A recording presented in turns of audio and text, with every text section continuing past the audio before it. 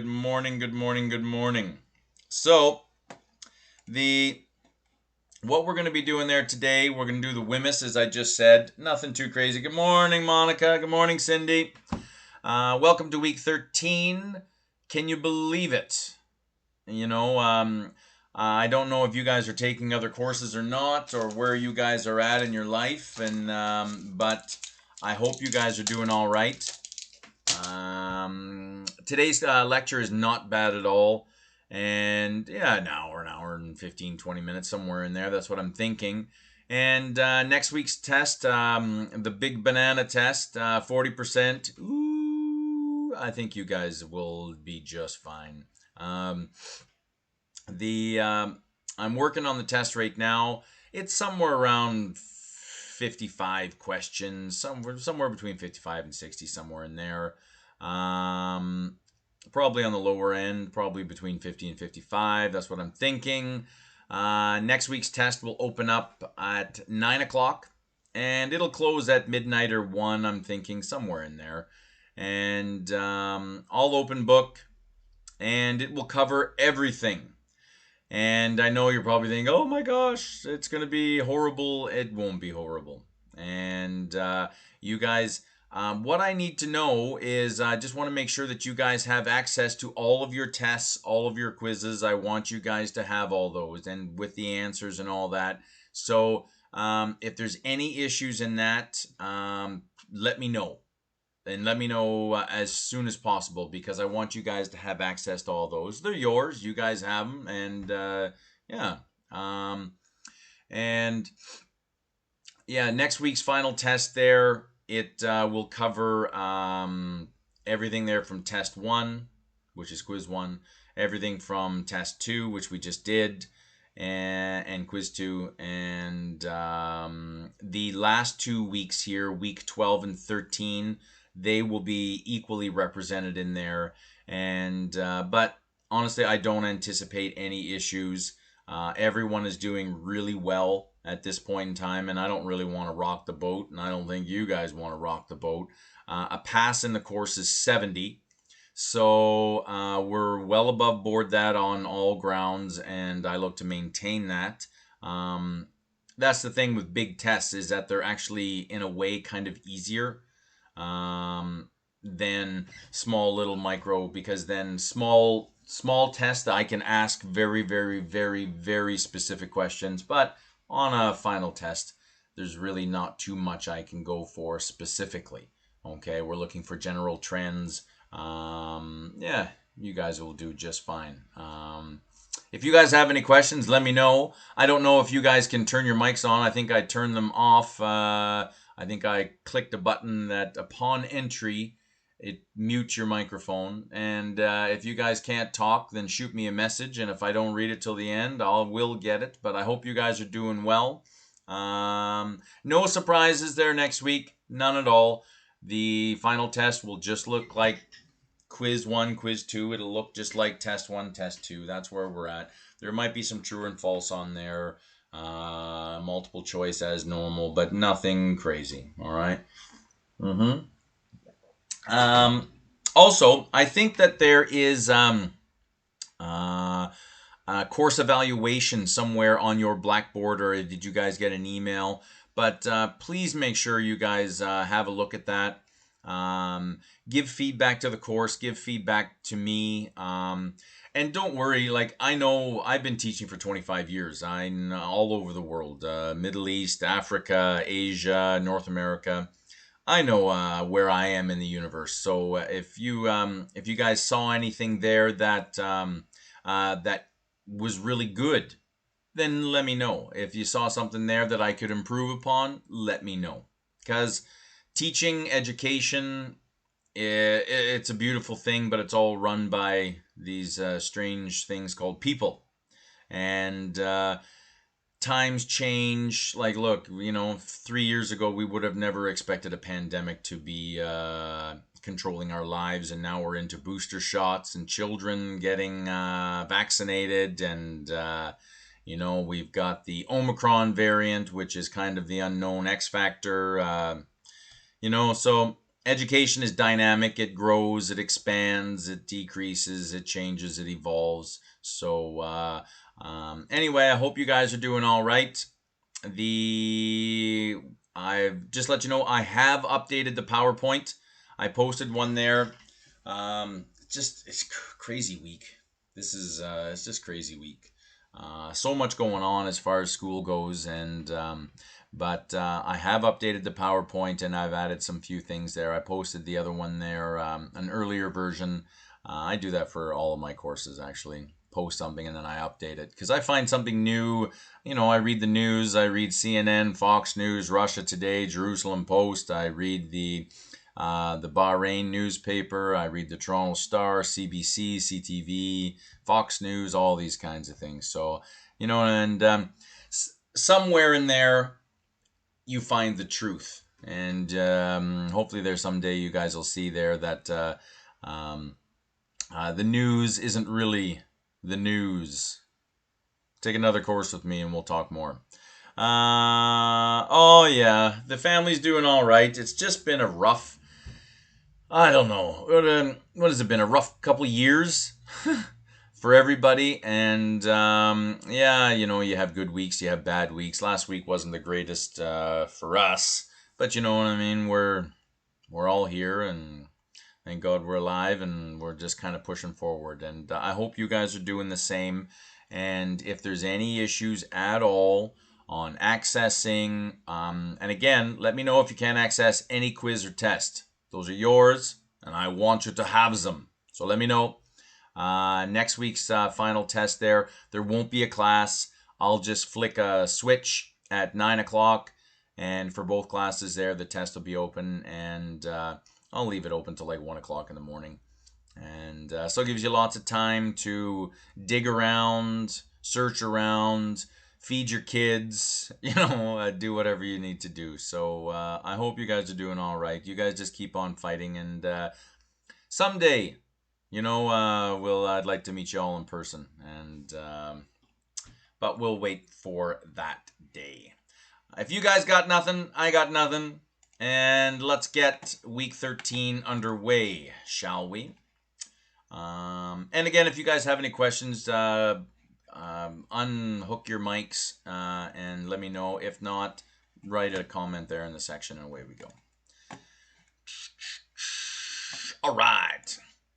So here we are. We are on week 13. And if you missed it there, if you're just arriving, or please have a look at, I updated the PowerPoint. Okay. And yeah, there were some major changes. So make sure you guys have a look at that. But here we are, week 13, WHMIS. And the WHMIS, you'll see here, it's evolved, it's changed. And but let's just get right into it, shall we? WHMIS stands for Workplace Hazardous Materials Information System. And what this is, basically, in a nutshell, provides health and safety information on hazardous materials in the Canadian workplace.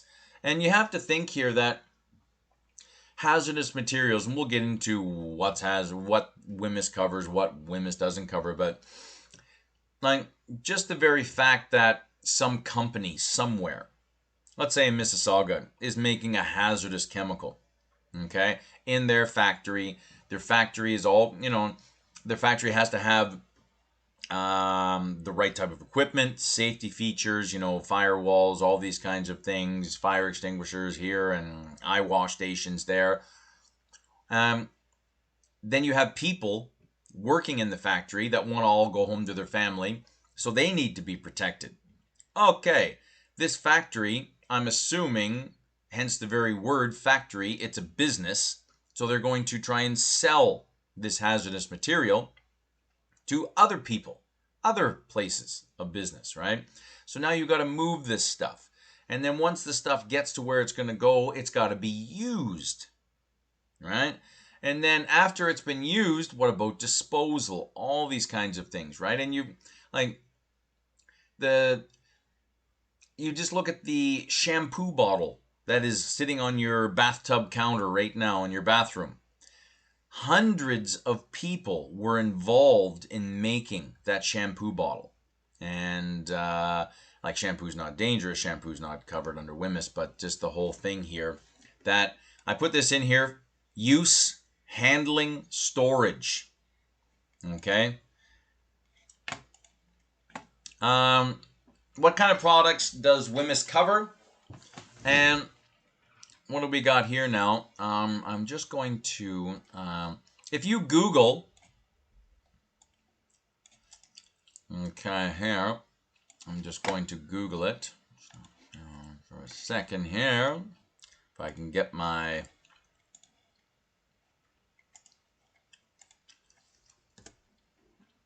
and sorry, I'm coming back. Sure.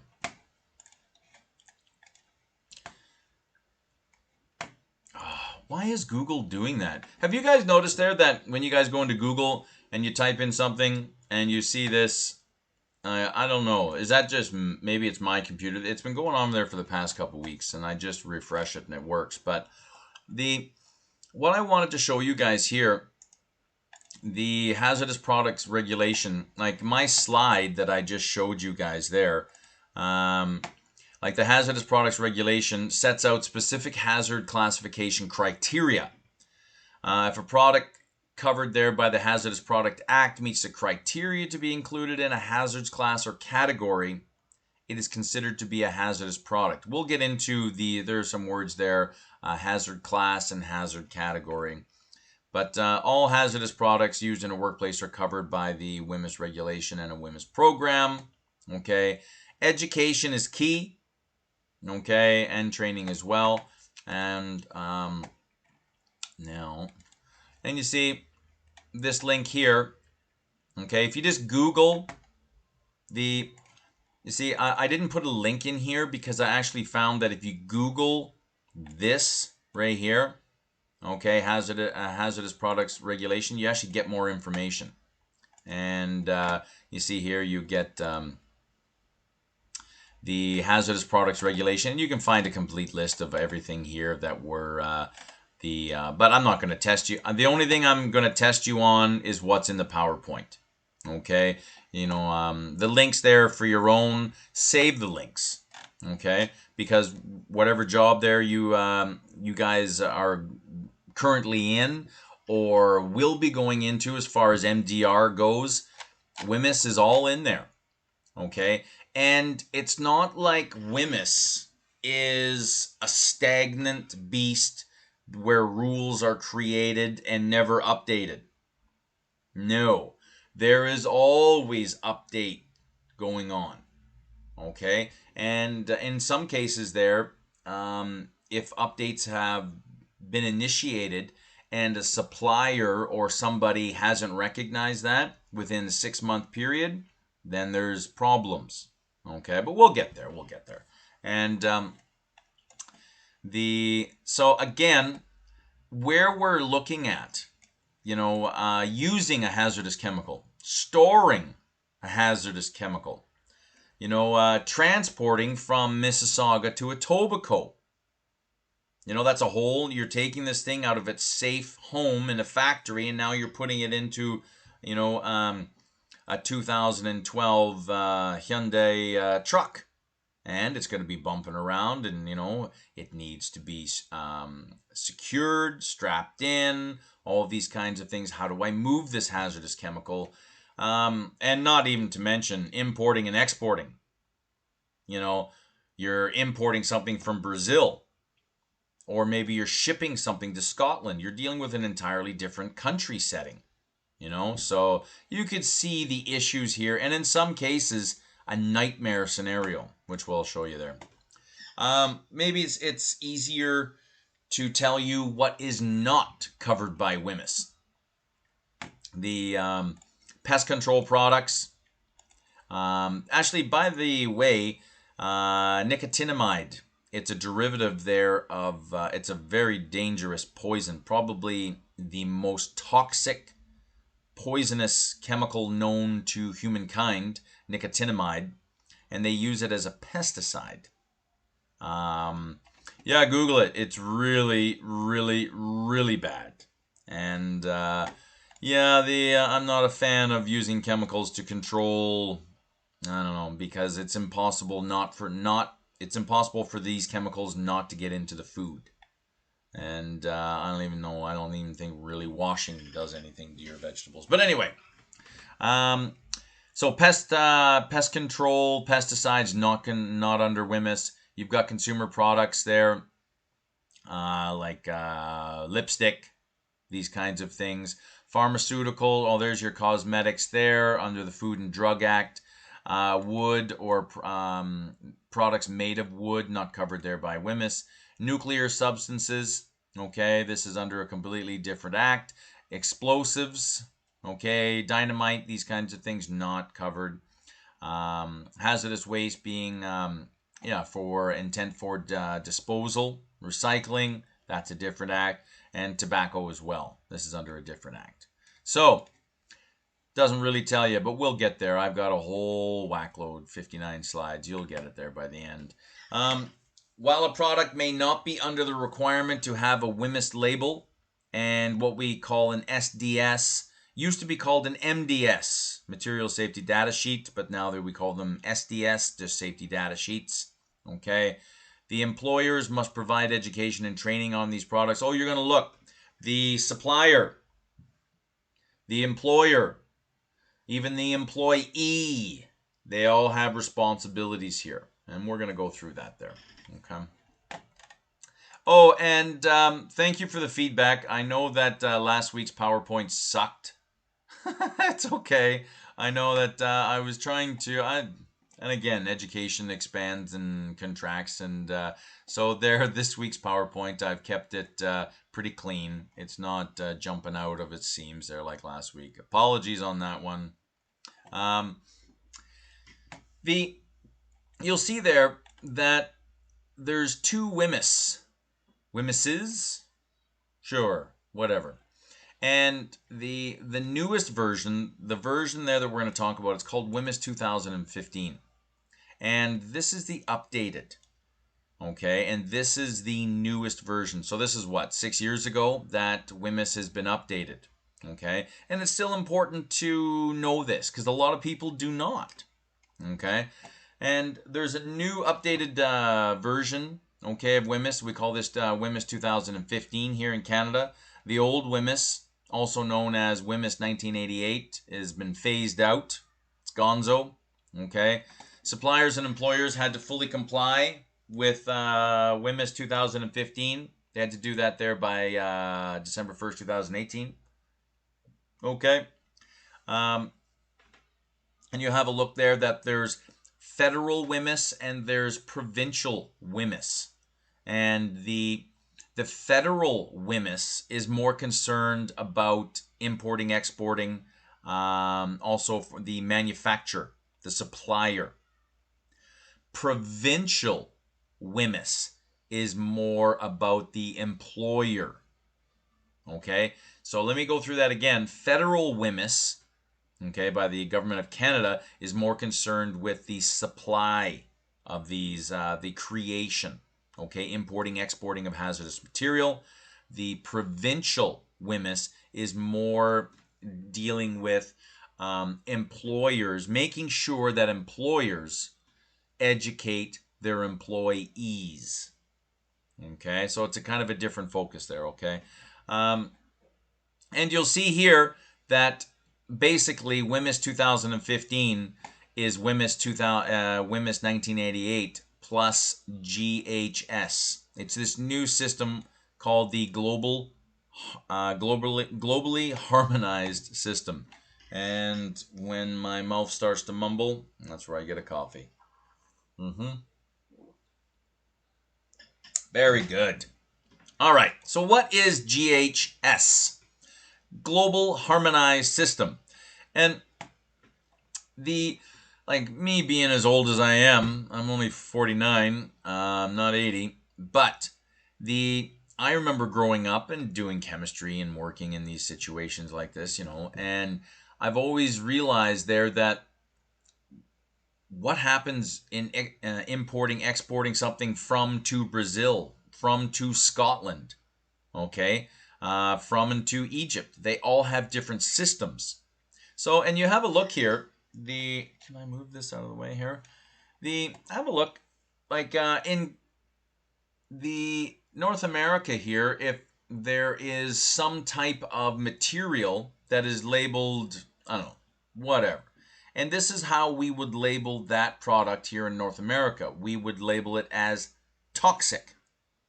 And Australia and Europe, they would label the same product as harmful. China, moderately toxic. New Zealand, hazardous. India, non-toxic.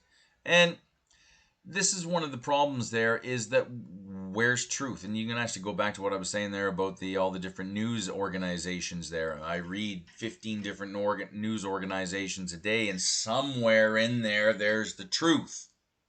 Well, that's what it is, right? And that when you're dealing with all these different types of WHMIS, like, you know, Canada had its own WHMIS, Scotland had its own WHMIS, China had its own WHMIS, and all this, and they're labeling things differently. And so we just needed to standardize. So WHMIS united with the Global Harmonized System of Classification and Labeling of Chemicals, GHS. The benefits include hazard classification criteria more comprehensive, okay, more evenly across the board, where one word here means the exact same as a word in New Zealand, because ultimately this is all about saving lives. And not just human lives, animal lives. You know, we don't want these things to be tossed into a pond or, you know, or anything like this. So it's all just about saving lives and being responsible, okay? There's new hazard classes. And we'll show you here that the WHMIS 1988, you're reading some of these labels, and the label is not indicative of the toxicity or the danger of what a product could represent. So you're holding something there that not really telling you that this is hazardous. Like when you hear the word hazard, danger, right? And if something is hazardous, it should have it on the bottle. No? Yes. So you can have a look here at these kinds of things. New to the WHMIS here, the GHS has been adopted. Products previously called controlled substances. We've heard that when we're dealing with drugs and all these kinds of things, right? Well, controlled just doesn't really have that to get people to understand that it's dangerous. So now, you know what? We're just going to call it hazardous material. All right? Which I like. MSDS, Material Safety Data Sheets there. We call these just SDS, Safety Data Sheets. Okay? And there's no expiry dates. Okay? But things need to be updated. And we'll get into that. There is pictograms. And I'm sure you guys, a lot of them there, they look the same as the old WHMIS. And we'll show you these guys here. But that's the main thing. Okay? And you can expect a couple of those pictograms on the next week's test. Nothing too crazy. Signal words such as danger have been added to the supplier labels. Okay. And more information has been added there to the supplier labels and SDS sheets. We'll show you guys these, okay? They're basically this GHS system. It's a standardization across the planet. Yay. Needed to happen. Good. And also, it's more detailed. Okay? That's what we're talking about there. So, is WHMIS law? Yeah, it is.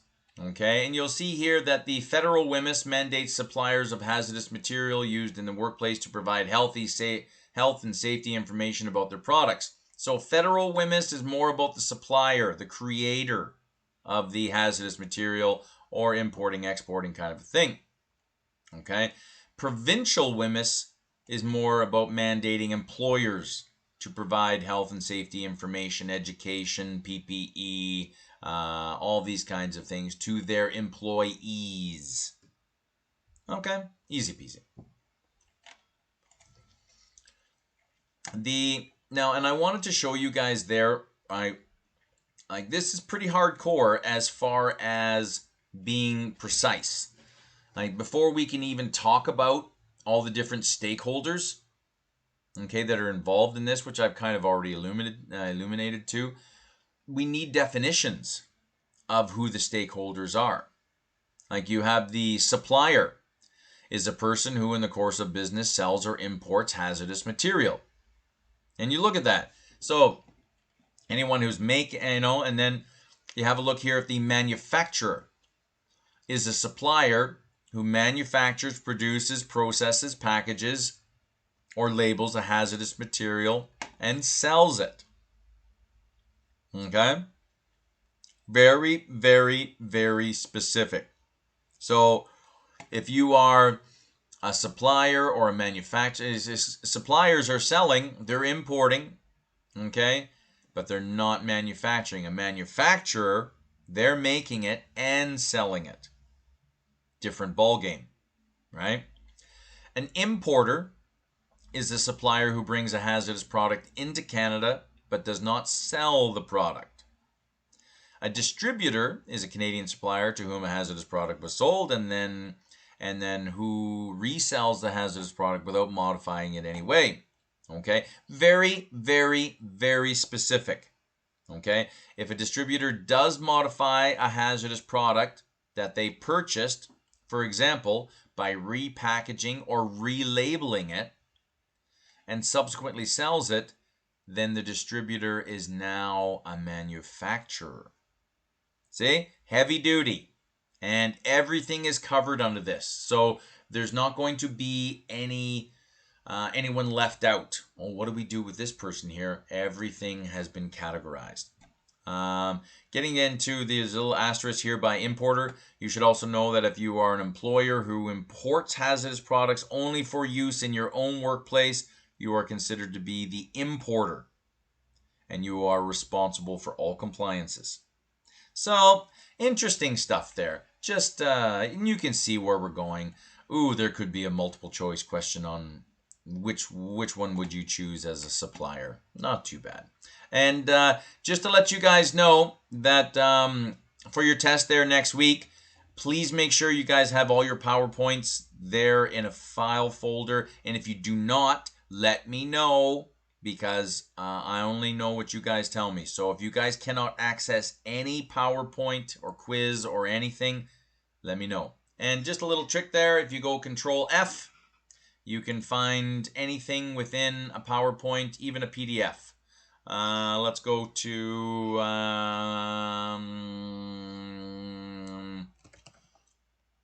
compressed. The word compressed in here anywhere. Ta-da! There it is. And you can find the next one. No, there isn't any. Okay, so if you guys are digging, because you guys are gonna have to do digging. And I kind of like open book tests in a sense that it gives you guys the time to dig around and search through your PowerPoints. And in some ways, I actually think you get more out of it than just a straight hour test, right? So, was there? I don't know. Marie asked a question, and maybe someone could shoot her a message there. The Control F. I don't know if it works in Mac. I don't know. I don't know anything about Mac, and that's kind of the way I like it. Sorry, it's not working. Marie, can you Google how to Control F on a MacBook and let us all know? All right, and because that's important, because I want you guys, I want all of you to get 99%, 100%, you know, and I don't want you guys to be suffering and sweating, and testing should not be a horrible process. Testing, I just want to know what you know. That's it. And okay, well, let me know. And Marie, please let me know if you have any updates on that, because people with MacBooks, I didn't even think about it. See how awesome you guys are? Okay, and if you can't, I want you guys to dig around your PowerPoints, because that's the only way you're going to get through this test. Okay, And but keep me posted on that, Marie. I appreciate the question. Excellent. Oh, where are we here? Yeah. We're right there. Okay, so we've got the supplier, manufacturer, importer, and distributor. Okay. Supplier's duties. We're going to go through these and not, we could, this isn't an MD, this isn't a WHMIS course per se, but they're actually not, there's a lot of things here that are there's a lot of similarities. So let's just go through it here. Supplier's duties. Suppliers who sell or import hazardous products must classify hazardous products as such. Everything has got to be labeled. Everything. Classification is determined based on comparison of all available hazard data for the ingredients or mixture. Okay? And like, what makes, let's say I don't know, here, I have a book. It's a little pad, and let's just say this is a chemical. And you know what I mean? Doesn't hurt. I could eat this paper. It's great. But in the presence of orange juice, this pad of paper becomes an explosive detonator. Well, before you buy this book, it should be wrapped in plastic and there should be a big warning label, never use in the presence of orange juice. Okay? And it's a silly thing, but it's just because something, a chemical is sitting there on the countertop, it's open, you're using it for some reason. Okay? And it doesn't seem to be toxic, it doesn't seem to be hurting, but in the presence of another chemical, now that original harmless chemical that you were using could turn into an explosive. The whole idea there that like toilet bowl cleaner, the people would put toilet bowl cleaner into the toilet, mix it there with a bit of bleach. Oh my gosh. And people would wind up face down in the toilet, unconscious. Okay? And you just got to be careful. Just got to be careful on mixing, using, all these kinds of things. When a product is a hazardous product, the supplier must label the product or container, and they must provide an SDS to their customer. So you see that there? If a product is labeled hazardous in any fashion, the supplier must label the product as such and provide what we used to call an MDS, but now we just call it an SDS. It's a safety data sheet there that accompanies, and we see them all the time in the lab. We'll be ordering something there for some manufacturer. It could be DNA or whatever. It could be Edvo beads or whatever, but there's always a folded up piece of paper, usually a couple of them, in the box that you buy from. And so you open up the box and you're all happy for your stuff, and there's your SDS right there. Tells you all the things that are going on with this chemical or this product here. Okay? It's just showing me there that participants can now see my screen. Hopefully you guys have been able to see my screen for the past half an hour. If you have a look here, this is an example here of a WHMIS 1988. The supplier must label, the supplier label must appear on all controlled products. Okay, thank you for that. And must contain name of the product, name of the supplier, statement of the MDS, hazard symbol, risk phrases, precautionary measures, first aid measures. Here in Canada must have all text in English and in French, and have the WHMIS hatched border. Look what's going on now. There's a lot more going on. Okay? You can see here that this is the same. This is the same. All right? And you can pick out what is different here. Okay? Name of the product, name of the supplier, a statement that an SDS is available. Okay? Pictogram with a red diamond symbol. Okay? Signal words to indicate the severity. If this is a dangerous product, then use the word danger.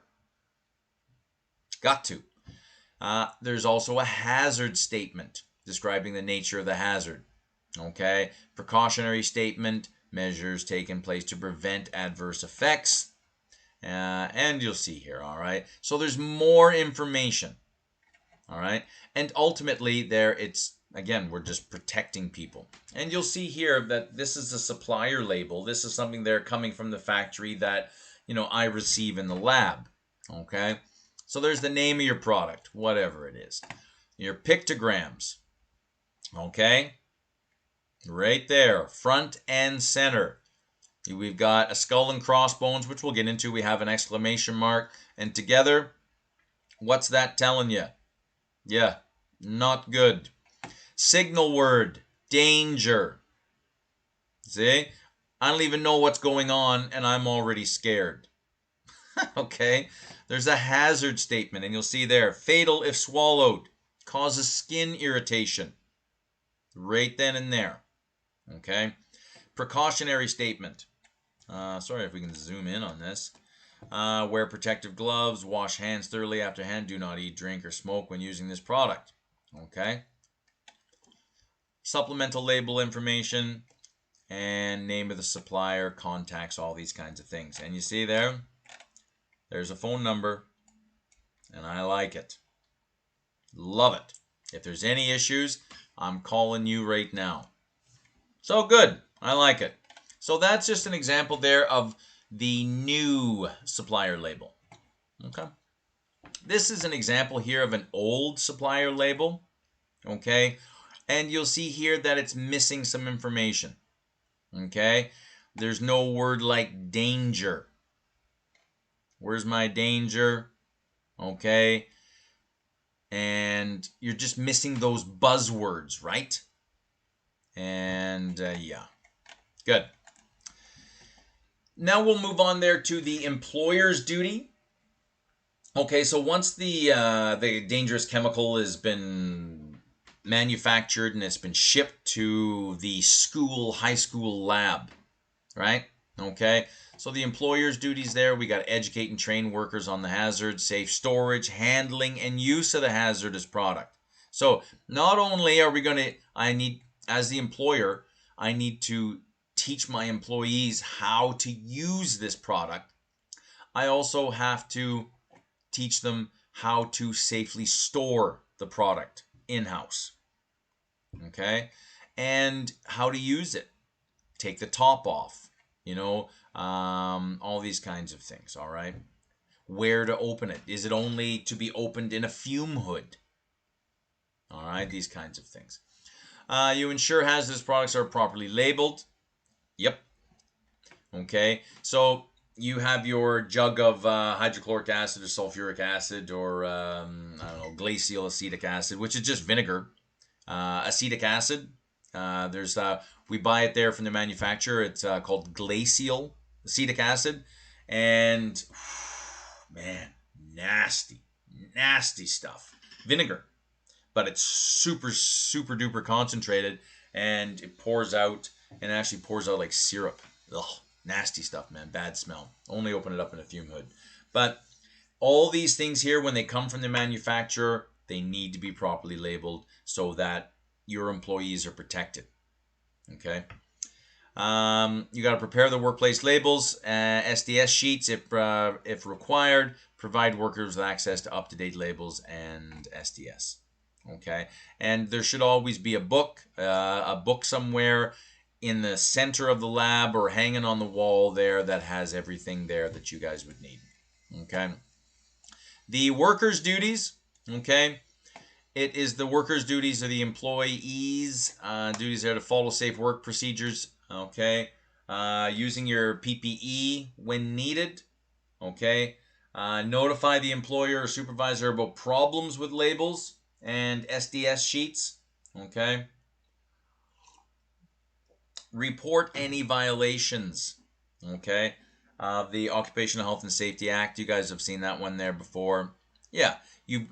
In order to be effective, you have to know where the system breaks down. And if there's an issue, if something hasn't been updated, Everything needs to be updated, and it's a process. Okay. This is examples here of workplace label. So this is the employer's responsibility, and the employee would read this. And if you have a look here of WHMIS 1988, a workplace label must appear on the controlled product produced in a workplace. Okay, so the label must be there, and it must have the following information: product identifier, the name, information for the safe handling, statement that the MSDS is available. Okay, those are the safety data sheets there, and what that means is now on your product. Okay, there's a SDS sheet available, and then you would walk over to wherever your book is. There's a SDS book somewhere in this room, because it has to be by law. Okay, and you can go and find out what is in that. Okay, that was the old system. Okay, may contain hazard symbols or pictograms. Okay, but now the new system here must include. Okay, you'll see here it's the same thing as before. Okay, replace the lost or ineligible label there, and must have this same following information. Okay, so if the hazardous product is always used in a container with a supplier label, no other label is required. So not too bad. They've kind of kept things there the same, but you'll see there. This is an old label here, and again, where's the information? Okay, it's got the name acetone, but acetone. I see chemistry. I teach chemistry, so I know what acetone is, but generally, a general name like that is not known, okay, in the general public. It's a specified word. It's a chemistry vocab. And in chemistry there, acetone, they use it there for nail polish remover. It's got that smell, right? Okay, it's a good dissolver there for organics, these kinds of things. But look here, precautions: use in well ventilated area, avoid contact with skin and eyes, keep away from spark and flame. Okay, yes, it is very flammable. Okay, not good for your eyes, but can be used on the skin. Okay, it's used on the nails, right, to remove nail polish, these kinds of things. Use in a well ventilated. Okay, it really doesn't. You see how this is kind of lacking? And there's your refer to the MSDS sheets there that are in your book in your lab, but it's not really giving you a good idea of the danger. Okay, like acetone, man, that will ignite like gasoline. Oh yeah, big time. And it's just not represented here well enough. Okay. Workplace labels here, they are required on controlled products produced and used in the workplace. If the label becomes ineligible, it's got to be changed there. It's received from a supplier and transferred to another container. Not required if transferred material is used in the entirety prior to the end of the work shift. So there are little rules here and regulations, but mainly it's about the sheets and the labels there that are put on. And I mean everything. And if you guys have ever worked in a heavy duty factory like Honda or Toyota or anything, man, they got chemicals all over the place. And I mean all over the place, and every single one of them is properly labeled. It has to be by law, okay? Because even you look at glacial acetic acid, you have a glass of that. Trust me, you couldn't get that 6 inches to your nose. It would be so bad, all right? But it looks just like water, all right? So that's where we're at there. Workplace labels here, you'll see that the product name, okay, matching the SDS. Okay, so there's your product name. Okay, there are your pictograms there. And you'll see there that you have English and French. Okay, safe handling precautions and reference there to the SDS. So this is what we're looking at right here. And I like it. Look, half of this is indicating danger. And that's what you want. Okay. Just another shot of it here. Okay. And you guys can have a look at this. I'm going to zoom in. So you see, we'll get into what these are. I think they're at the end of the PowerPoint there. Danger, fatal if swallowed, causes skin irritation. And you see how the fonts are different. Okay. To indicate severity. Precaution tells you what you need to do. Okay. This one here tells you what not to do. This one here tells you what to do and how to store it, these kinds of things. Very important stuff. How are we doing for time here? I don't even know what time it is. 9:45. Good. We are in good shape. I've kept this here, the material safety data sheet, which are now called the safety data sheets. That's all they are. Okay. But I kept that on here just to, because that's how I remember them. I grew up my whole life and I still call them MSDS. And I think a lot of the older people will. You guys call it SDS there. Okay. The supplier must provide accessible to all workers in the workplace. Must be kept up to date. Okay. And must be made available to doctor in the event of exposure. Okay. That's what's going on here. Okay. Everything has got to be accessible to the employee on a minute by minute basis, because you never know. Okay. And a good question to ask is, where are the MSDS located in your department? And the next time there, if you guys are working in a lab, okay, at Seneca or at your work or wherever it is, and have a look, ask around. And if your manager hasn't told you, they need to tell you. Okay? It's by law. The safety data sheets here, all right? And this shot here is just for storing. Everything has got to be accessible. And every product that is classified as a hazardous product under WHMIS, okay, that is intended for use, handling, or storage in a workplace in Canada must have an SDS. No doubt about it. No doubt about it, as we say here in Canada. Okay. These are similar to the MSDS sheets. Okay. And provide employers and workers on excellent sources of information about hazards and safety precautions. Okay. Where we're at, these MSDS sheets here, they have 9 different things. This is the old school. The new SDS sheets, they actually have 16. And we're actually going to go through each and every one of them. Okay? So, identification, hazards identification, composition information, ingredients. Okay? First aid measures, firefighting measures, if any. Accidental release measures, handling and storage, exposure controls, personal protection, stability and reactivity. Interesting. Toxicology, ecology, disposal, transport, regulatory, and other.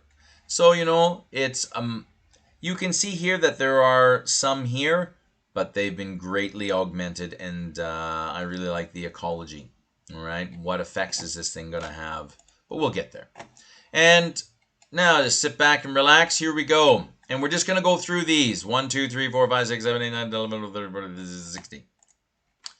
The section 1 here, products and company identification, the product and chemical name, recommended use and restrictions, manufacturer details, emergency numbers. And you'll see here's an example safety data sheet. There you go, Clorox cleaner, and it's got all your information ready to go. Number 1. Number 2, hazard identification. Okay. Category, health hazard, serious eye damage. And you'll see here that the WHMIS 2015 uses a number and letter code. Okay. The smaller the number, the more dangerous it is. So number 1, danger, danger, danger. Number 5, not so danger, danger. Okay. And just like if a chemical has an A designation, A is more dangerous than B. B is more dangerous than C. So if you have a chemical there that is labeled 1A, bad stuff. If you have a chemical there that is labeled 4D, okay, it's on a different scale. It's not as severe as that 1A. So the smaller the number, the more dangerous. How do you say this? The letter closest to A, the more dangerous. Oh, and I see a chat. What do we got here? I've been able to see the screen the whole time. Okay, yes, thank you. Also, oh, Monica, what do you have here? Also for Mac, it seems Command plus F is for finding text, and Command being the odd square symbol with 4 circled corners. I have no idea what that means, but hopefully there, you Mac people, you get it. And we'll follow up on this there at the end of class. I'm still recording, so for both classes there, because it's important. And I'm going to follow up on that and see if the Control F works there for the Macs. Thank you, Monica. Excellent. So here we're talking about hazards there. The category of what it is. We'll get into that there at the end. Signal word. I'm huge on signal words. Danger. A pictogram. Okay. And any more information there. And you'll see that if I can zoom in a little bit here. Yeah, you'll see here. Okay. It's got the buzzwords. That's what we're looking for there. And you'll see. I like all these. Appearance. Clear, pale, yellow. Physical state. Liquid. Odor. I like these. I really do. Because it's all about safety. Number 3. Composition information on ingredients. Chemical name, common name. Okay. Like isopropyl alcohol. Okay. We call that 2-propanol. That's its IUPAC name. And I'm not going, I'm not testing on anything IUPAC. But things can have common name and a chemical name. So like 2-propanol, it's also called isopropyl alcohol. Okay, and you need to know the common names, just the way it is. And you'll see here, composition information gives you all these kinds of things. Okay, the response measure is based on the route of entry. Now, how are things can get in? Now, it's either vapor, okay, your skin, which is very, very porous, and they actually say be careful, okay, of deodorants, not deodorant, antiperspirants, okay, zinc. I haven't checked on this there in a while, but I remember there, I've known about this there for a while, that, not zinc, it's the aluminum in antiperspirants, that there seems to be a link between aluminum and Alzheimer's. All right. And deodorant, just normal deodorant, doesn't have any aluminum in it, but it's the antiperspirants, the white chalky stuff there that we use.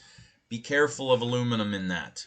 That's what they're starting to understand, is that there might be a possibility between aluminum and Alzheimer's. So any type of aluminum frying pans or all these kinds of things, any type of cooking you shouldn't use. Also, another little bit of information there. I read that a new study came out that you want to combat Alzheimer's, drink 4 cups of coffee a day. Yes, you heard me. Coffee. And if you drink coffee out of a beer stein, I think this is considered 2 coffees. So I'm having 2 coffees right now. And this is my 3rd cup. So I'm on cup number 6. Want to live forever, right? Okay. So what we've got here, first aid measures. And, if something happens there, okay, you breathe in something, you spill some on your skin, all these kinds of things. And the eyes, God forbid, man, the eyes, just protect those beautiful eyes. All right.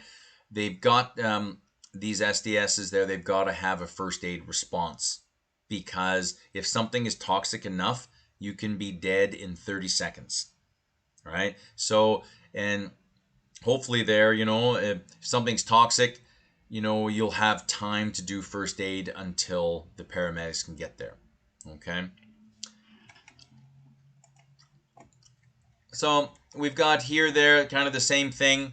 And you'll see here, skin contact, inhalation, ingestion. These are all things there that if somehow there is some type of poisoning that went on, well, we need to counter that until the paramedics can get there. So it's right there on the label, easy peasy to read. All right. Number 5 there, firefighting measures, if any. Is this dangerous stuff? Is it going to catch fire? These kinds of things. Okay. Section 6, accidental release measures, personal precautions, PPE, emergency procedures there. And this is very important there. If anything happens, we need to know. You just read the bottle, visit your SDS sheet there, and it will tell you exactly what you need to know. So you see how important that booklet is in your lab? You have to know where that is all the time. Because if something happens in the lab, you walk in and there's a spill, and you don't know what this liquid is. Well, Jesus, don't touch it. And protect yourself and get it all cleaned up after reviewing your SDS. Okay, because it will tell you what it is.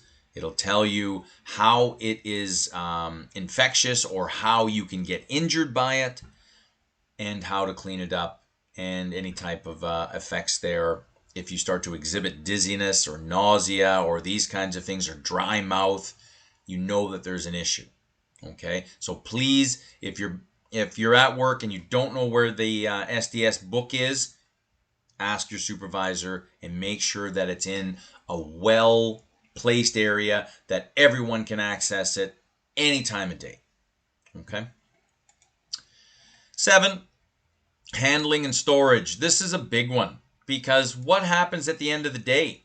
And you've been using your glacial acetic acid, and now you're done with it. Where do you store it? Do you store your hydrochloric acid and sulfuric acids and your glacial acetic acids? Do you put them in the same storage container as sodium hydroxide and barium hydroxide? These are bases, acids and bases.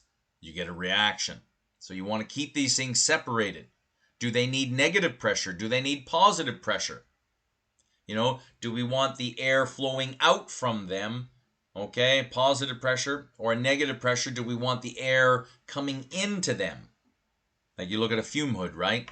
So there's lots of things there, and handling and storage is just something there that, as chemists, we tend to, it's something that it's an after effect. It's after the fact, but crazy important. Okay, these things need to be stored in a place that's suitable for them, so that when we come back to work there tomorrow, they're still there, and we still have a lab. All right. Yeah, you see here, incompatible products. I really like this stuff. So whatever it is you're dealing with there, you do not mix this product here with toilet bowl cleaners, rust removers, acids, and ammonia containing products. Okay, sounds to me like bleach. Okay, you don't mix it there with these guys here. Oh yeah, bleach and toilet bowl cleaners. Yeah, you'll be unconscious in about 5 seconds over the toilet, and people have even drowned by just being face down in the toilet because they're unconscious. Be careful of that one. That one's a bad one. Bleach and toilet bowl cleaners. Number 8, control parameters. Okay.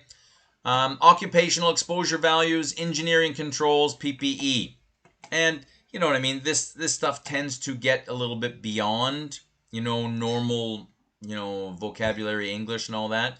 But it's important. And you'll see here, engineering measures. Where's the shower? Where's the eye wash station? Ventilation systems.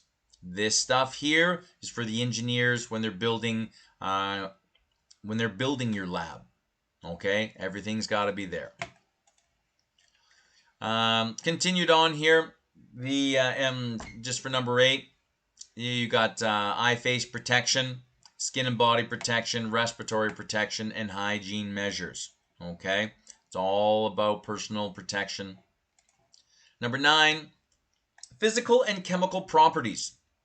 Now, before I do this there, a physical change, a physical property. And the whole idea is that right now outside my house, I can see snow. And snow is just water, but it's solid water.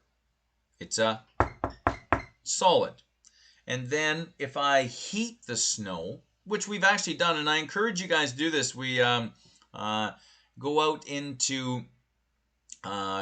take the kids there for a hike somewhere. When it's snow in winter, bring your own pot and macaroni and cheese in a box, and maybe a lighter. And what you do is you're a kilometer into the bush, and you get some wood, and you make a little fire, take some snow, melt it, make some macaroni and cheese there for the kids. They love it. It's good. And but the whole idea of a physical state, solid, liquid, and gas, right? We've heard of this. Okay, there's actually a fourth one, plasma, which is only found in suns, these kinds of things. But physical change. Is water still water when it's ice? Is water still water when it's water? Is water still water when it's steam? And the answer is yes. Okay, we're not changing the water. It's just a physical change. We're not changing. And the whole thing with a physical change is if I take my water and I freeze it. Okay, so now it's ice. Can I unfreeze it? Sure you can. Physical change, I can bring it back. I can change it. I can change it back. But a chemical change, that's a one-way street. And like if you see, if you take iron filings and mix them with sand, okay, iron filings, little pieces of iron like this big, and you mix them there with sand, well, how can you separate your sand? How can you separate your iron filings from all this sand? Because now you've got this mix. Well, you can take a magnet and put it over this, and all of the iron filings will come up. And you see, that's a physical change. You can change things, but you can always get it back. A chemical change, though, okay, so I have a bowl, and I put in eggs and sugar and flour and vanilla. What else goes into a cake? Sugar, flour, eggs, butter, oil, a little bit of water, baking powder, salt, all these different things, right? So you mix all these things together, and I put it into the oven. And in half an hour, I get a nice, big, beautiful cake. Well, can I get my eggs back, please? No, you can't. Can I get my flour back? Everything's been changed and augmented, okay? So that is that's indicative of a chemical change. All right? So physical change, you can get things back. There's no change to the chemistry, but a chemical change, you can't. Okay? So it's important to know. It really is. Flammable range. Okay? I don't know if you guys have ever heard of something called a flash point. Okay? That is, if you're ever sitting in your car and you're getting gasoline put into your car, and you're sitting in the driver's side, right? You're sitting in the driver's side seat, and someone's putting gasoline. You can see it in your little side mirror there. And have you ever seen when they're putting in the gasoline into your car, that you'll see these little snaky, little wavy lines coming out? We've all seen that, right? And that's the volatility. That's the gasoline changing, okay, from a liquid to a gas, and it's escaping, right? And you see this gasoline, which is now a gas, is escaping. These vapors, these fumes come up. And if you're smoking a cigarette 10 meters away, you see this volatile gas snakes over and it could ignite. And in theory, it could ignite 10 meters away and come all the way back into the gas nozzle or into your gas tank, and you have explosion, right? So these are things that are important. At what temperature is this thing going to ignite? Because that's a big one.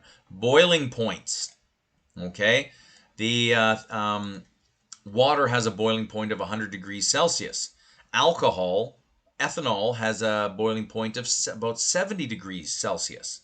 So if you have a mixture of alcohol and water together, and if you start boiling this, well, the alcohol is all going to boil off at 70 degrees, and the water will still remain in there until you boil it off. And cooking wine, they use that all the time, right? They use they throw a bottle of wine into a spaghetti sauce or something like this, and because you're boiling this at 100 degrees, all of the alcohol, ethanol, boils off because it has a lower boiling point, and then you just get the flavor of the wine, but you don't get any of the alcohol. So anyway, that's that one there. Physical and chemical properties. Okay, vapor density, specific gravity, all these, this is the chemistry part of it. Okay, melting point, freezing point, all these kinds of things. Important stuff. 10, stability and reactivity. How dangerous is this stuff to transport?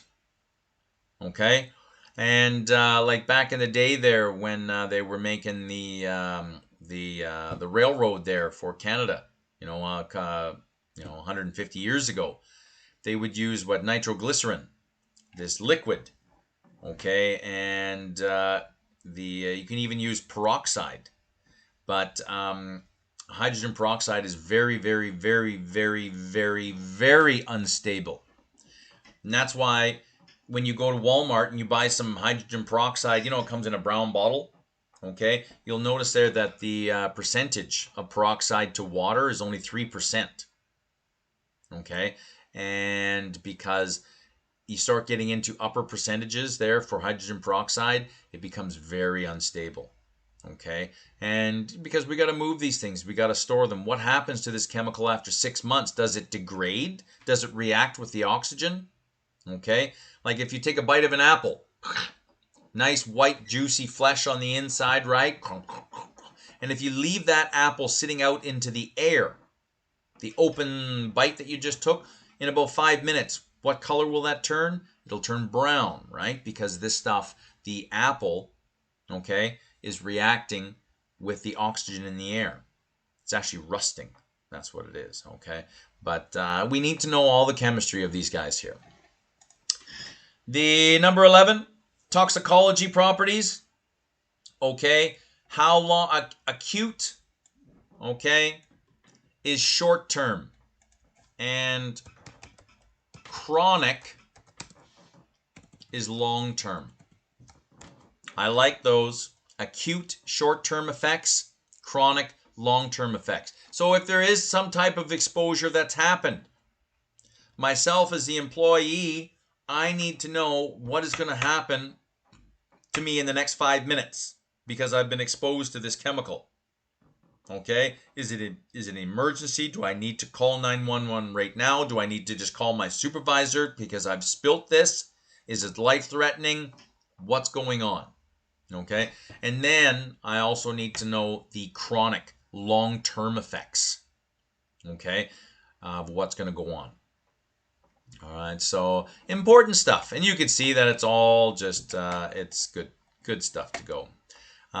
Continue on here with your toxicology, and and just all these chemicals there, just like a snake venom or a spider venom, they all do different things, toxicologically speaking. All right, and is it going to attack the nervous system? What about the reproductive system, the testes, the ovaries? Okay, is this going to affect the pericardial membrane? Okay, how is this going to do short term and long term? And you notice Okay. Yeah, that's all there. What do we got here? Section 12, ecology, ecotoxicity, persistence, and degradability. Great word. I don't really know if it is a word, okay, but how fast something degrades, okay? And, I mean, these plastic, I hate them. I hate plastic. I have no idea why Coca-Cola and Pepsi are still serving their product in plastic. Well, I do know it's cheaper, and not enough people are complaining. And just to tell you guys a story, I'm older than you guys, so I would know. I remember when I was a kid, Big Macs and quarter pounder with cheeses and filet of fish all coming in styrofoam containers. Yes, styrofoam. You don't see them anymore because here we don't put up with that. Okay? We don't want McDonald's hurting our environment. I don't want to buy that Big Mac and know that the foam container is going to go into the garbage and hurt some animals. Okay? Or poison some water system. So now McDonald's uses paper to wrap their Big Macs, and it's all environmentally friendly. Thank you, McDonald's. But if you go to other places around the world, to McDonald's in other countries, be careful. They just might be serving their Big Macs in styrofoam containers. I've seen it. Not going to go into what countries, but public opinion is everything.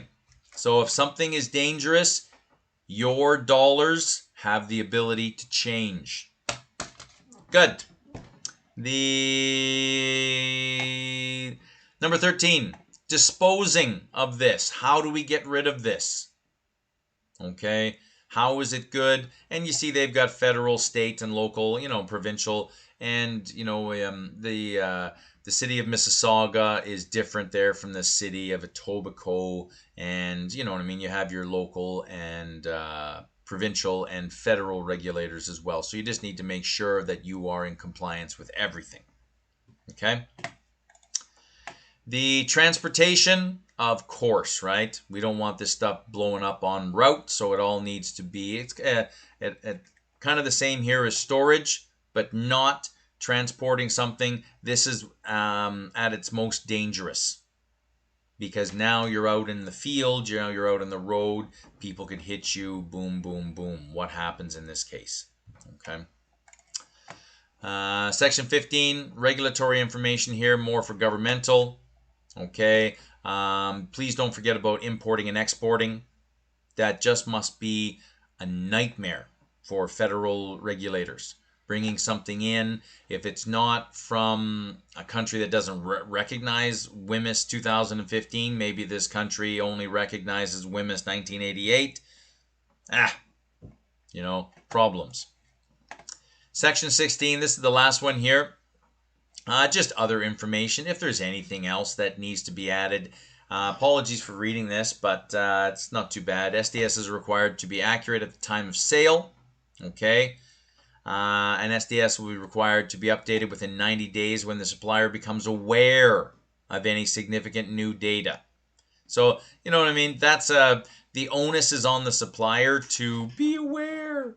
But a lot of them just kind of don't, and it's where the government has to, they push and they make these guys aware. Okay. The definition of significant new data is,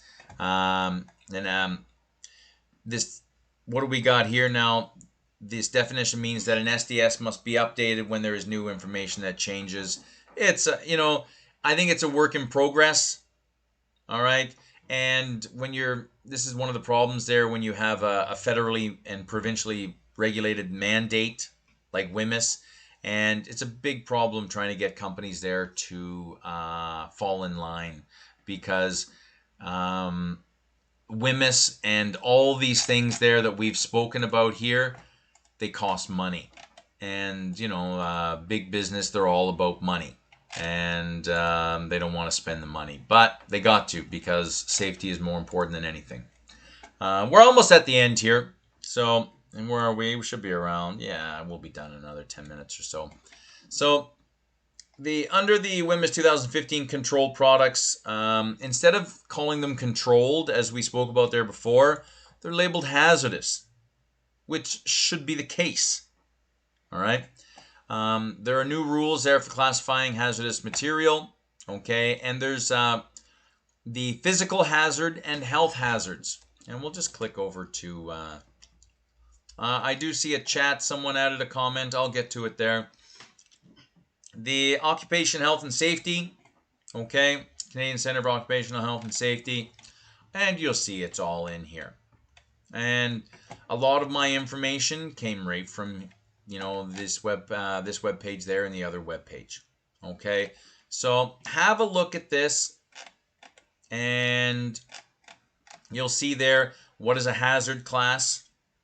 Okay, and you have a look here, the list of the hazard classes. And I'm not going to go through all these here, but you know, the flammable gases, flammable aerosols, and they're different. Aerosols come from a can, which means that there's a propellant in there. I remember back in the 1980s there, the ozone layer was going kaput. So they stopped using CFCs, chlorofluorocarbons, in your hairspray, and now they use something. Now they use a propellant that is not bad for the ozone. Okay, oxidizing gases, gases under pressure, flammable liquids, flammable solids.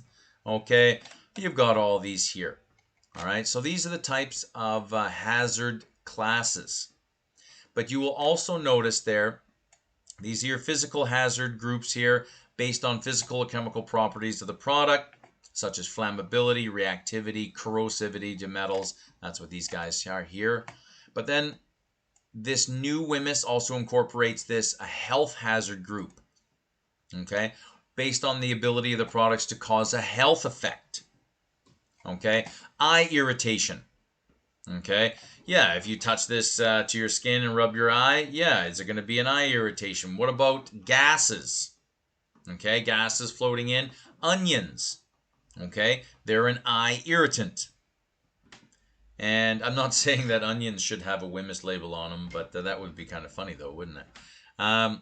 The health hazard group, based on the ability of a product to cause a health effect, eye irritation, respiratory sensitization, may cause allergies or an asthma attack, breathing difficulties, or lo and behold, carcinogen.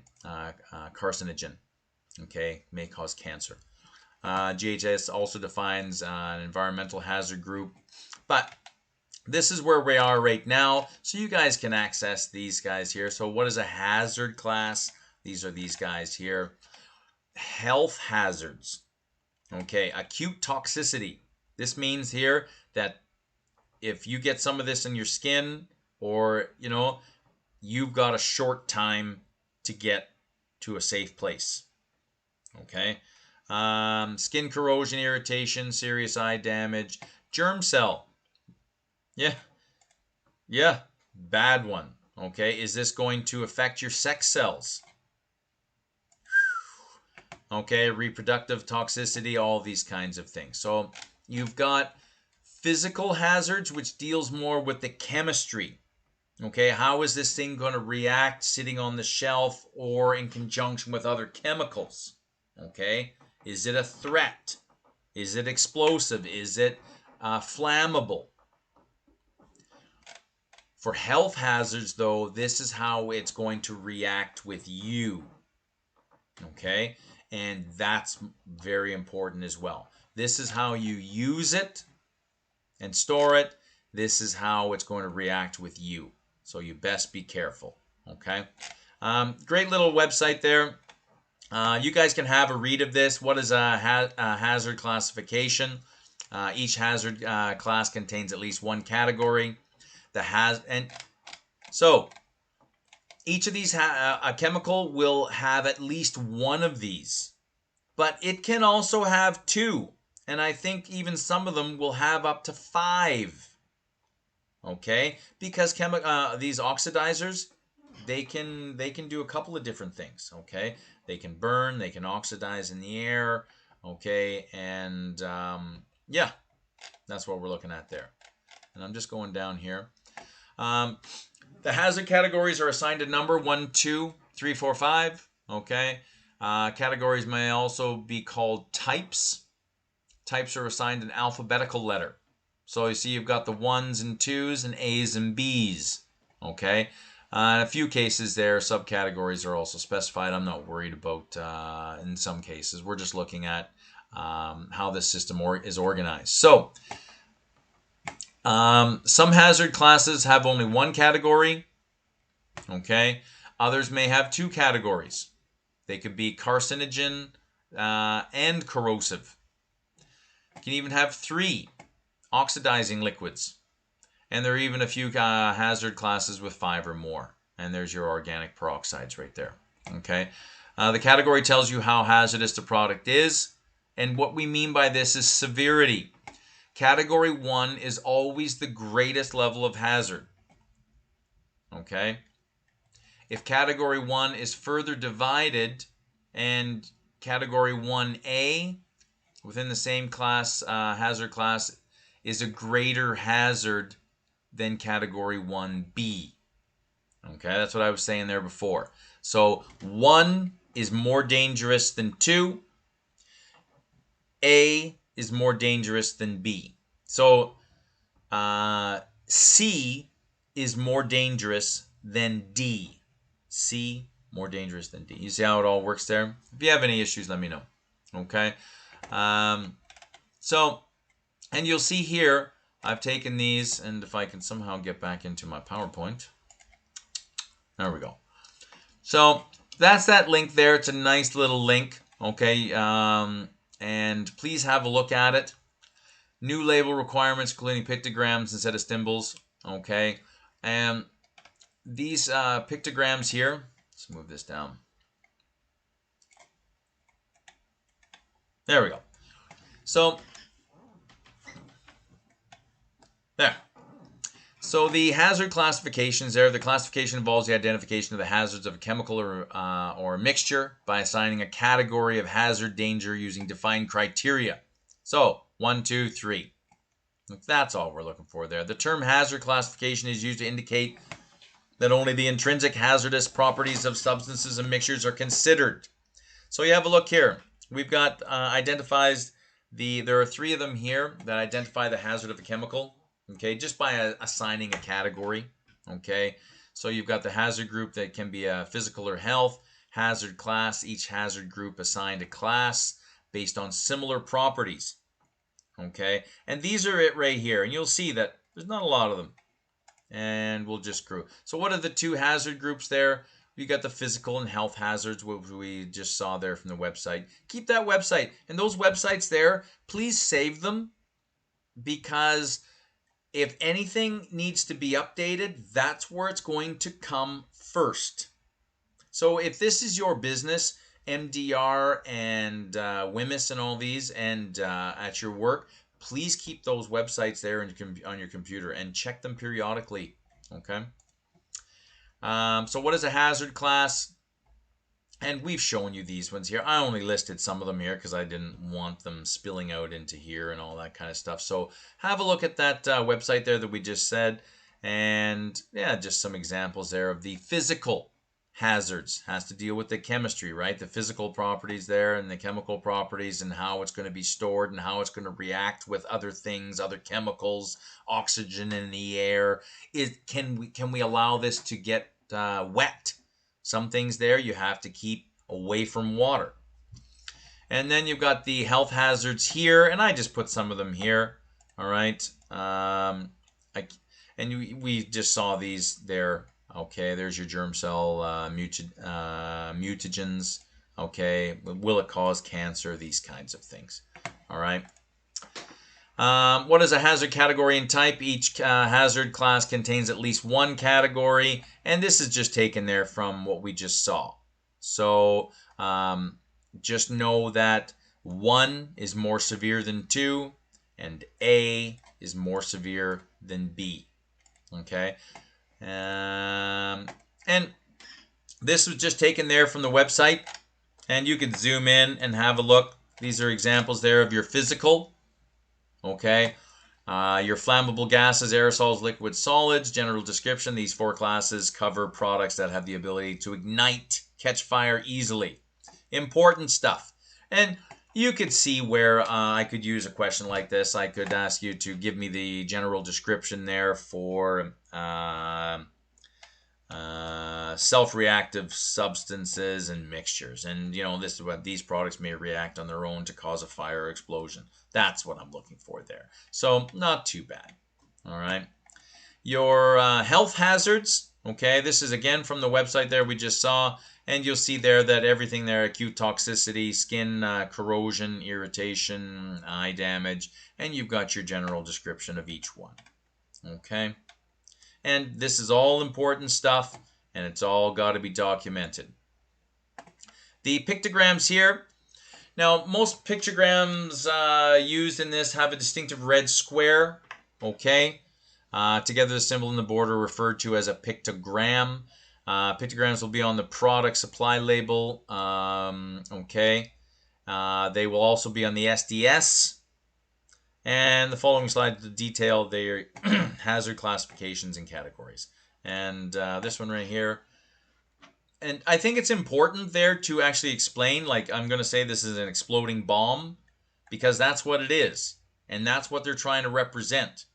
Okay, for explosions or things that are very reactive. Boom, boom. Gas cylinder for gases that are under pressure. And just as something like, holy man, have you guys seen outside? I don't know where you guys are at, but it is just, I can barely see the house across the street. The gases that are under pressure. And I'll just take a simple thing like your Coca-Cola, your can of Coca-Cola. Like, it's actually very dangerous, and it should be labeled as such, because we've all seen, we just watched a movie there, there's a new Home Alone movie that's out, and the kid there throws these bottles of Coca-Cola with the caps on them, right? And there's carbon dioxide in here. This whole thing is under pressure. That's why if you shake a can of Coca-Cola and then open it, it turns into a volcano. And gases that are under pressure, they don't want to be in there. Okay? And these things can be very dangerous. I'm going to come back to the health hazard one there in a second. The flame, okay, for fire hazards.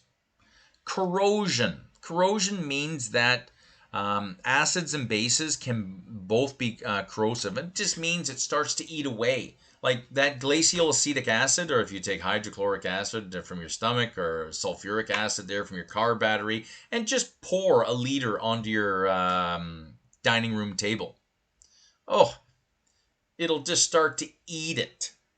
Eat it. That's what we're talking about, corrosive, right? And you'll see there, yes, that is a picture of a hand. Because you get this stuff on your hand, it's going to go right through your hand. Right? So there's corrosion. I'm going to come back to the exclamation mark in a second. A flame over a circle. Now, it's not the same as this one. Okay? It's what we call an oxidizer. And yes, it will catch fire, but for a different reason. Okay? So it means there that certain things need to be kept away from this one that don't need. It's all right. Skull and crossbones, extreme toxicity. Okay? Death, death, death. Bad stuff. Don't let this stuff touch you. Environmental concerns, okay, may cause damage to the aquatic environment. So don't you dare just throw this out behind the factory into the little creek behind. All right? The health hazard. This one here is kind of separate from everything else. This one here is how it's going to relate to you. May cause or suspected of causing serious health effects. So if you see that one there, and the exclamation mark, may cause less serious health effects or damage the ozone layer. These kinds of things. So it's all important. And you'll notice there the red triangular diamond. Okay, and then we've got this one here, biohazards, infectious material, okay, from organisms, for microorganisms, these kinds of things, viruses, prions, okay. Even for blood, if this scalpel, for, you're taking a scalpel and you're repurposing it, you're going to, it was used to cut something, somebody, there's got to be blood, there's got to be goop on that, that's a biohazard for sure, Okay, and I'm not going to go through all these there. You know, the flame pictogram is used for the following classes, you know, and you'll see all the ones. Okay, I'm not going to go into what pyrophoric liquid is. You know, if you guys want to Google it, go for it. But what I'm interested here is flammable. Okay, and you'll see there that these guys are all ones. Okay, store away from oxidizing materials. So you're going to keep these guys here away from these guys. And you think at a factory setting, you're going to have 100 different chemicals in there. And you're going to have basically 100 different places to store them. Because you can't have these guys here sitting on the same shelf as these guys here, because you wouldn't have much of a factory left afterwards. So store away from sources of heat, sparks, and flame. Do not smoke near materials. So that's your flame. And here's your oxidizers here. Okay, these guys here, they can cause other materials to burn or explode. Okay, and you keep these away from flammable stuff, right? Like we just said. And you'll notice there, 111, bad stuff. What do we got here? Gas cylinders. Okay. The gas cylinder pictogram is used to indicate there that there is compressed gas of some sort. Okay, compressed gas, liquefied gas. Cylinders may explode if heated. Okay, or even dropped or punctured. Right? This one here is corrosion. Okay, and you'll see here 111. This stuff here, bad stuff. Exploding bomb. Okay, skull and crossbones there may cause immediate death. That's what we're looking at there. Here's your health hazard.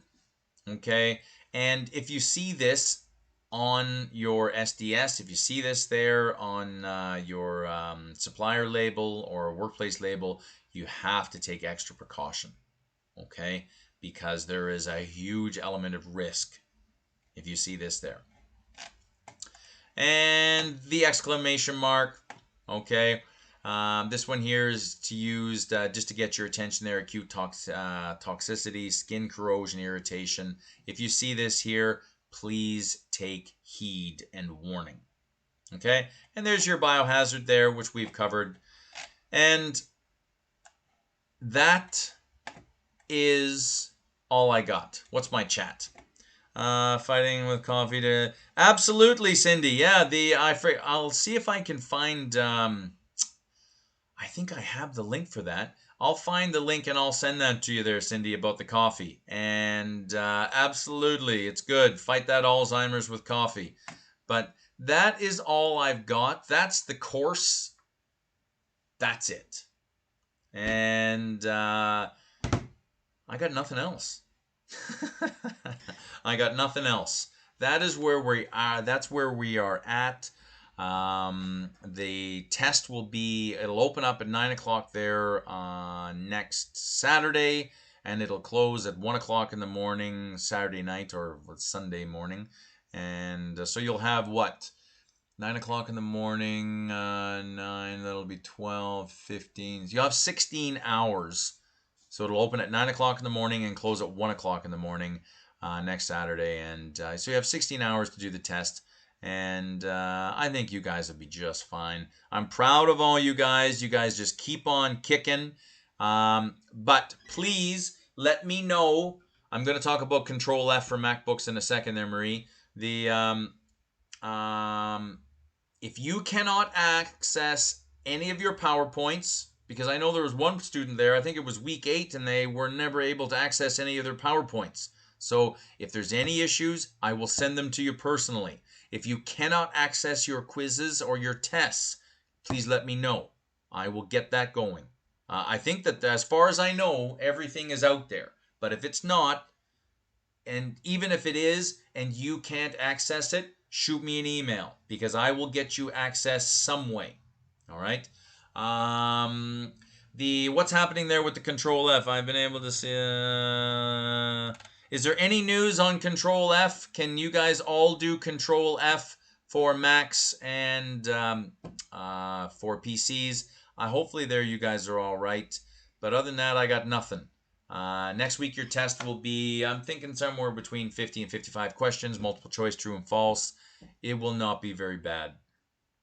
As far as getting into specifics, sorry, that was a really bad acting of specifics. But if you guys are going to do for specifics, the only specifics I'm going to maybe get into is these past 2 weeks here, because you haven't been tested on these.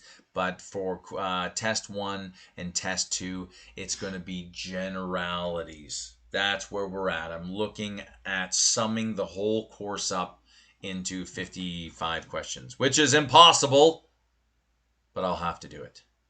But I hope I'm able to do it for PC, but can't for Mac. Monica, has anyone else got an idea? Is there anyone? And if you don't, I will find out something and I'll send an announcement out about how to dig through PowerPoints there for Mac. And I'll get back to you guys. But other than that, I got nothing. You guys got any questions? I hope you guys are all right. Other than that, Hi, Ian. hi. I was waiting. Who am I speaking to? Is that Marie? It's Oh, Monica. Monica. Hi. Hi. I don't have any questions, but I just wanted to say thank you so much for teaching us. I know it's a little weird because this is my first time doing like online teaching and everything, so I'm a little nervous. But your approach to like doing open book really did help, because since like juggling this with because a lot of us have decontamination as well as the other class, so this definitely helped like alleviate a lot of the pressure of just getting used to having to do everything online. Makes me like very juggling happy. everything. I love it. So Thank you yeah, so much. That's great. so I just wanted to say that. Oh, you're wonderful. And good luck, because I don't know if we're going to be getting you next semester, so just in case like we don't get to see you again. Oh, shucks. Well, that's all right. What the yeah, I have no idea what's going on there for next semester, and it's just the way it is. We never know what I'm teaching until 3 weeks there before we teach it, but it's all right. But I hope you guys are doing all right, and I've tried to be accommodating because I know you guys have kids and family, and we're in the middle of a pandemic, and you guys are doing other courses, and you guys are working as well. And if there's anything there that I can do, you guys, please don't be afraid to ask. And I love you guys. You guys are the future. You guys just keep on kicking it. And if you have any questions there between now and next week, let me know, and we'll get it all going. But I'm all about accessibility. So if you guys can't access anything, shoot me an email. If your Control F is not working, shoot me an email. But I'm proud of you guys. Keep going. And yeah, get out of here and enjoy your day, and take your kids out and do a snow angel, will ya? Bye, guys. Take care, and we'll see y'all next week. No class. Test will open. But you guys just be safe. Okay? Ian. Hi, Jonathan. How you doing? Good. When we pass, how do we tell if we pass? Do we get it on something? I have no idea. A pass. You guys can see I set up on Blackboard. There's a weighted column. Yeah. And that's your final mark as of right now. And so once you guys do your test next week, it'll put that on there, and that'll be your final mark. And remember, a pass is 70. I want that class average. Generally, the class averages for the test there for all tests across the board for both classes has been around 80, somewhere between 80 and 83%. For this test here, let's jack it up. I want 88% across the board class average. All right? So that's where we're at, and I'm proud of you. Jonathan, is that good? Hello again. Yeah. Okay, all right. Hi, Monica. Hi. I actually just wanted to say, because I remember, because we have Nikki for decontamination. I remember she brought this up a couple weeks ago, where she said at the end of the course we would actually get locked out of Blackboard, and that our final marks would be mailed to us. I'm not sure if that's been confirmed, but I remember her saying that a couple of weeks ago. I don't think so, because they better not what do you mean, like you write your test and then it's bye-bye? You're locked out? Like we would get, because since we would be considered no longer signed in for those courses, and we wouldn't be able to get back in until we were confirmed for the next set of courses, and that the school would mail us our final marks. Well, maybe she would know better than I do, but that seems, I don't know why they would lock you guys out. At least keep you guys. Well, anyway, let me tell you guys, I'm still recording this, which is good. Excellent questions, by the way, you guys. Good groups, I tell you. Your test will be 9 to 1 a.m. there next week. There sure is. You will know your mark as soon as you finish your test. Okay, because your test will automatically be marked and it will be incorporated. So you want to know your mark as soon as you finish your test. Go to your weighted column. I don't know if it might be different for her because she does definition club questions that she has to personally mark. So I'm not sure if it's different for her because of that, and it might be different for you because you do mainly multiple choice and true and false. Well, it's all right. If there's any issues and if you can't access your mark, shoot me an email. I'll give you your mark. I actually can't access any of my past tests. Like, you what? They don't, like, when I try to click on them, it makes it look like as if I'm doing the test over again instead of viewing like any of the questions. And then like for I think it's for the test 2 and one of the other tests, like it doesn't even show me anything. It just says it's not available. Really? Okay, so that's for test 2. Let me actually quickly pull them. No, this is important. And because I want you... Yeah, go ahead. Test 2 says there's no content for display. No content. Okay. Quiz 2 has nothing as well. Okay. No content. So when you say no content, it actually says no content. Yeah, the exact wording is there is no content to display. Okay. So, and what's going on with test 1 and quiz 1? Test 1 makes it look like as if I'm doing the test over again.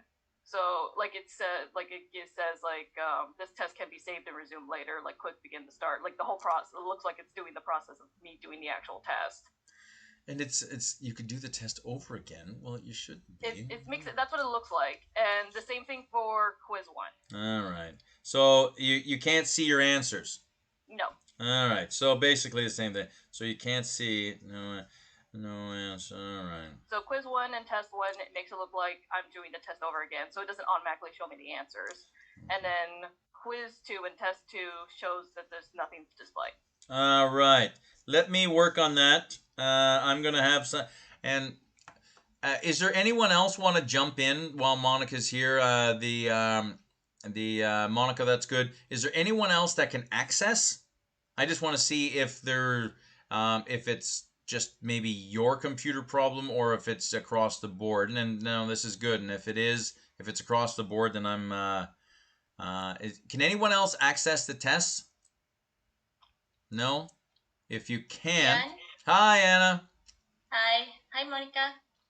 Hi. So when I access mine, so you can actually, for example, quiz 1, right? You click quiz 1. Yeah. You can actually click like for example, you get 30 points. You click that, and then it will show you like the whole question, but it doesn't show you the choices. Like you can see the question, and you can only see on the right as like 0 over 1 point, something like that. But you don't see the choices though. Just the question, and then right beside, it's like if you get 0 out of 1, it will show there. Oh, it just shows like if you got it or not, but it doesn't show you what you chose. No. Yeah, that's what I was saying when I messaged you yesterday. I know the day before, as I was saying, it doesn't show you the multiple choice questions that you got right. It just shows if you got it right. All right, now I get it. It's so weird, man. Why is it doing it? You guys should have access to these all the time. That's what it shows, like, whenever we finish the tests, like, when you give them to us. It just does that at the end. So, like, if I wanted to, like, see all of, like, the multiple choices, I'd have to screenshot it before I finish the test. Yeah. Oh, God, I really? do that all the time, too. Yeah. Yeah. Because as soon as we say, like, we finished, it just shows us the question and, like, if we got it or not. But it doesn't show us, like, what we picked.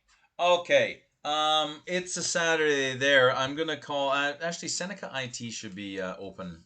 They're open 247. So I'm gonna give them a call, and I'm gonna find out what's going on, and I'll have an update there. Give me till Monday because I don't know what the IT situation is gonna be like on a Saturday Sunday, but.